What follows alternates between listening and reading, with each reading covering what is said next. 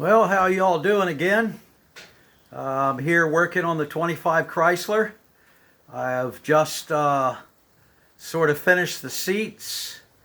Uh, they were complicated for me, simple for somebody that knows how to do seats, but these are the first seats I've ever done and the first time I've ever touched a sewing machine to speak of. So let me let you look, see, and see what kind of job I did. Just don't laugh too loud so I can hear you. All right. Here you are. Okay, it's too bad because the interior of this car was so horrible that there was nothing that could have been done with it. It wasn't even an interior. It was just more of springs and rotten material. That's part of the door panels because I've just stripped them off because I'm going to recover the doors, and that's going to be the last part of the interior I do to speak of. I put a rug on the floor in here to hide this big old hole, so that ought to be good. But here's the seats. You have to pardon the junk all over them. They look sort of like they've been lived in for a while. I found a lot of things when I was doing the seats to make these bends with roll pleated with this material. It really didn't like the bends. There's a trick, but I am not savvy with that trick just yet. And there's some sort of weird creases up in here that maybe when the sun hits it, I could beat them off or pound them down or something. It's movable, and the stuff is a little flexible, so I can work with it a little bit to see if I can straighten some of the things out.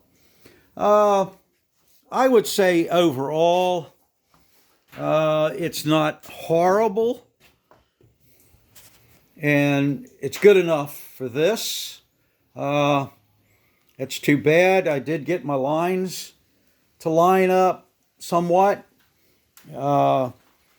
because of the material stretching in both directions. They're not perfect, but they're not terrible. I have seen worse, but we'll see. But they're comfortable, and the back seat's really comfortable to sit in. It's like a couch. So to sit in them, it feels real good. That just first glance is, a little iffy. But it is what it is. I tried my best. The next couple of seats I do, maybe I can learn a little more, and perhaps I'll do a little bit better job and get a lot of the wrinkles and stuff out of them. Like I said, there's a trick to everything. I'm working on some of the tricks, but I got a long ways to go. But we're getting real close to getting this car out of here. I've got a radiator hose to change, and I'm going to do my running boards and put my running boards on. But I'll cover the doors, put running boards, put the hose on, and this car is going out of the garage. And we'll move on to something else because that's all I'm going to do to it. It's been a sort of a long road. And I don't have all my strips going across here on it yet. The tack heideners or whatever it's called, this stuff here. So I've got ordered, and so when it gets here, I'll clean some of this up and use it on the doors where I'm putting things and putting the material. This is the actually only door in the whole car that you could have patched and left it as old, the original. But since I'm doing the other three doors and everything else is done, I'm going to have to gut that door and redo it, I guess. I wish all the doors looked that good, but they didn't. So here we are. But I've got just about everything on the car done, and there's not much to show you. I've made a pretty good mess of the garage with fabric materials. That's sort of a new thing because usually it's engine parts and hoses and clamps and welding and things like that. And all there is nails and staples and who knows what. And I never once thought that I would have fabric laying everywhere and just cluttering up the place, and a sewing machine taking up my workspace. And so it's this is all new to me. But I'm looking at ever since I started sewing, I started looking at couches and chairs and to see how they're sewed. And I go sit somewhere and people think there's something wrong with this guy because he's staring at the couch. But it's just everything's new to me on sewing. So I figured everything I can learn would be a good thing, no matter how simple it is. I'm sure there's other people that were sewing that pretty much started doing the same thing. It's pretty interesting to do, and it's a good accomplishment because even if you do just a barely okay job, you're looking at something that you had nothing, and now you have something. It might not be great, but at least it's something, and you did it. And that's pretty neat to do that. This is a big step for me. It's almost like, well, if I did all the body work and I couldn't paint the car and had to have somebody else do it, but now I can paint the car. So, you've actually completed the car because you did all the work.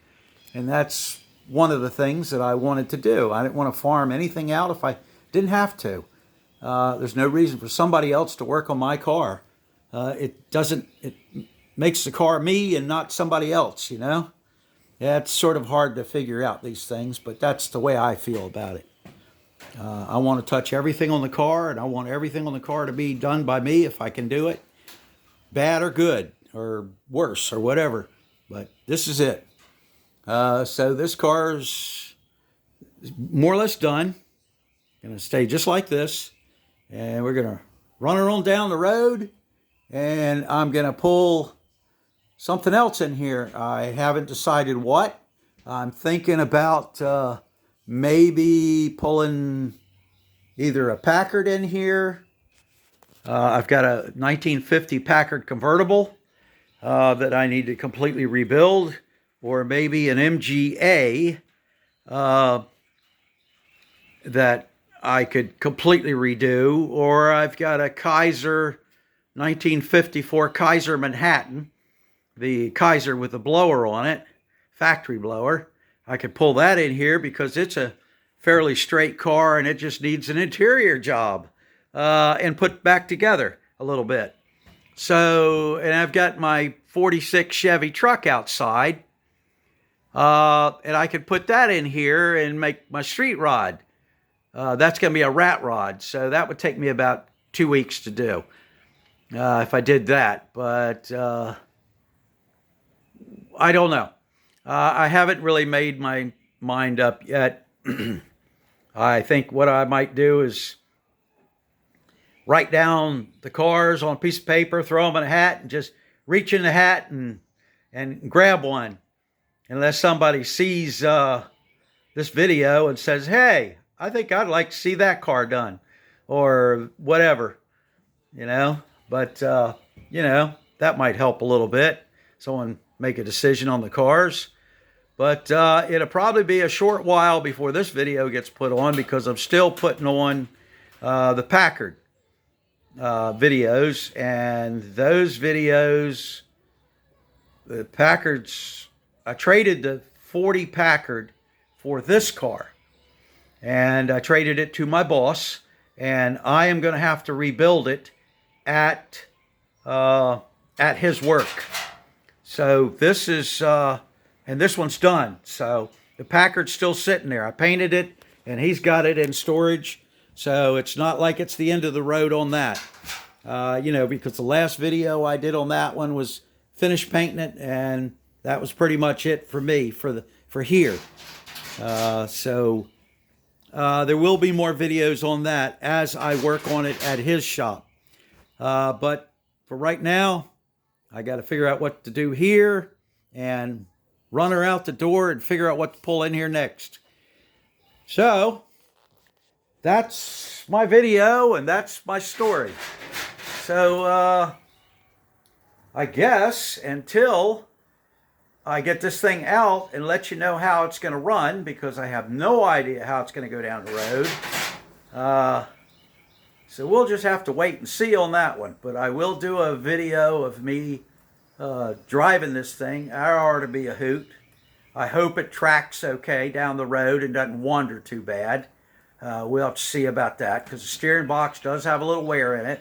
When I had it apart, she was, well, I did the best I could putting her back together, and because of things being worn, and I tried to adjust it, and I've adjusted, I'd say 80% of the slack out of it. So we'll see how that works out. But until I get it out of here and drive it down the road, I guess I'll do a video then, and I'll see you all later. Take care and see ya. Bye.